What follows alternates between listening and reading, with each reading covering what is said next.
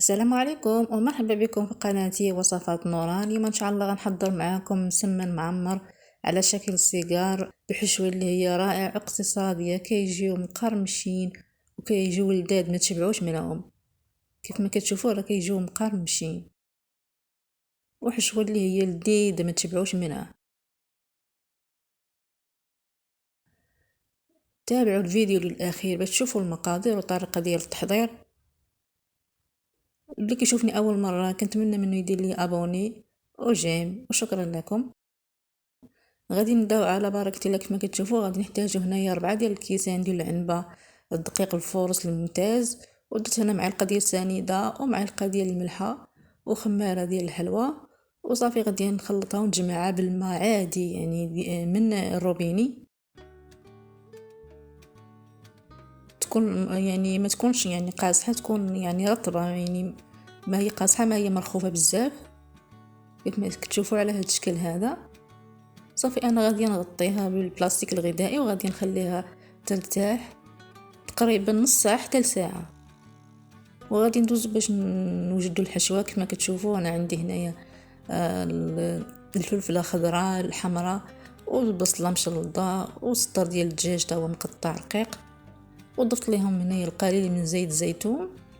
صافي كنخلطهم مزيان. كما كتشوفوا غادي نضيف ليهم هنايا التوابل، درت هنايا التحميره، سكينجبير، خرقوم بلدي، الابزار والقليل من الكمون والملحه، وغادي نخلطها مزيان كيف كتشوفوا باش ينسجموا لي العناصر. صافي انا غادي نخليها طيب، وصافي هنا كما كتشوفوا راها طابت، شربت من الماء، يعني ضروري تشرب من الماء. غادي نضيف لها القليل من القزبر معدنوس يعني مطحونين، وغادي نضيف لها هنايا الشعريه الصينيه اللي رطبتها في الماء سخون وقطعتها طريفات كيف ما كتشوفوا بالطريقه هذه. وصافي غادي ندوزو هنايا العجين. كيف ما كتشوفوا راه ارتاحت، مدلوكه مزيان ملسه. صافي انا غادي نقسمها على جوج، غادي ندير جوج كويرات.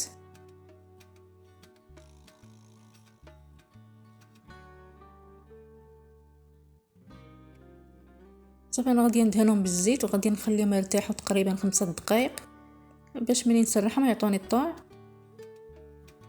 وصافي هنا من بعد ما ارتاحوا هنايا 5 دقائق غادي نسرح بالوحده بالوحده، غادي نشكلها على شكل مسمن وغادي ندير وحده فوق وحده. انا غادي نسرحها مزيان كما كتشوفوا بهذه الطريقه هذه، تكون رقيقه. وصافي غادي ندهنها هنايا بالزبده كما كتشوفوا، غادي نورقها بالزبده وغادي نضيف الفينو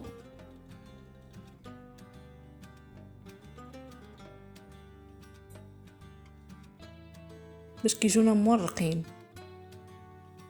وصافي غادي نطويها على هذا الشكل، على شكل مسمنه.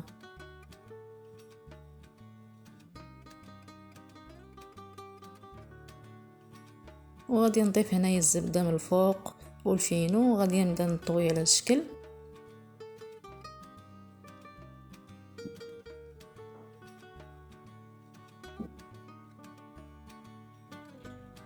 وغادي ندوزو باش نسرحو الثانيه نفس الطريقه، كنسرحها مزيان تكون رقيقه.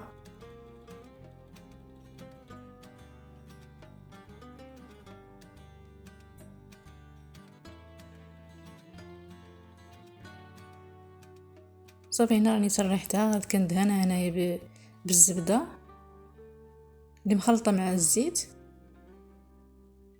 وكنرش عليها الفينو.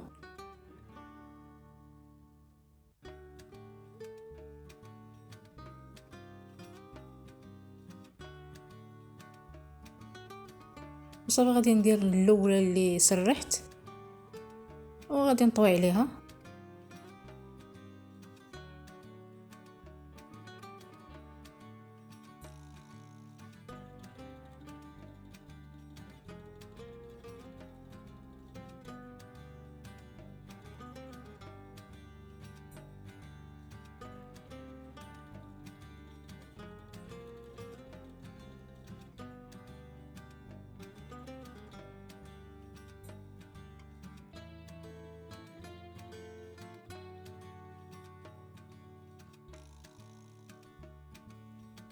وصافي انا غادي نخليها ترتاح تقريبا 5 دقائق باش تعطيني الطوع ملي نسرحها. صافي هنا من بعد ما ارتاحت 5 دقائق انا غادي نسرحها مزيان كما كتشوفوا تكون رقيقه.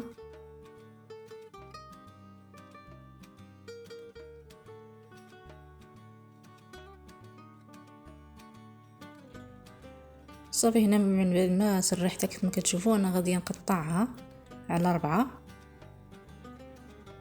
بهذه الطريقه هذه كما كتشوفوا.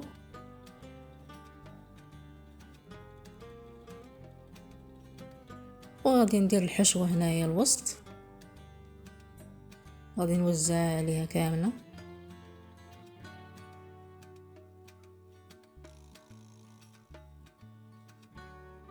يعني هاد الطريقه كتجي ساهله وكتقطعيهم كاملين في دقه واحده، يعني بلا ما تبقاي تسرحي بوحده بالوحده وتعمري بالوحده بالوحده، لما كديري كلشي دفعه واحده.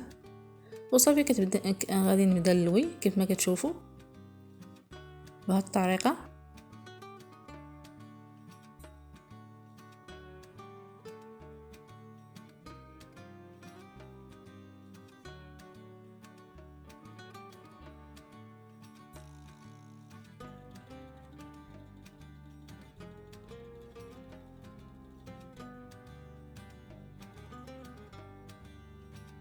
وصافي هنا من بعد ما كملتهم غادي نقطعهم هنا على 2 حيت يعني طوال شويه، يعني ما نقدرش نهزها هكاك طويله نديرها في الطاوه. قطعتهم على 2 وغادي نديرهم في الطاوه اللي غادي تدخل الفران تكون مدهونه بالزيت. صافي هنا من بعد ما حطيتهم كاملين في الطاوه غادي ندهنهم هنايا بالصفر بيضه.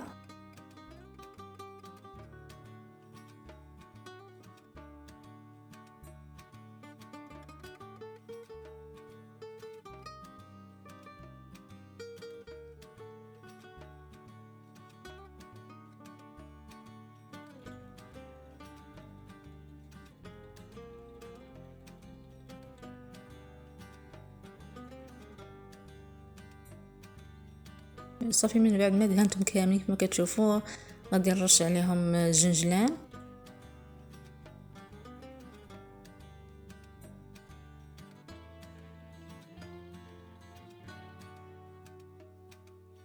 وغادي ندير هنايا بافو وغندير خطوط بهذا الشكل هذا، كيجي المنظر ديالهم رائع.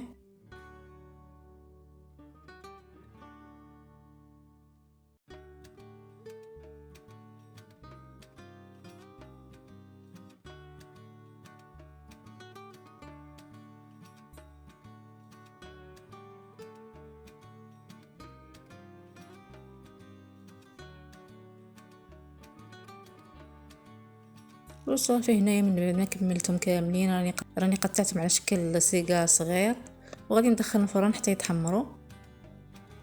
وصافي هنايا راني خرجتهم من الفران كيف ما كتشوفوا راه كيجي الشكل ديالهم رائع، كيجيو مقرمشين. غادي نوريكم كيفاش جاو. كيف ما كتشوفوا راهم مقرمشين ومورقين،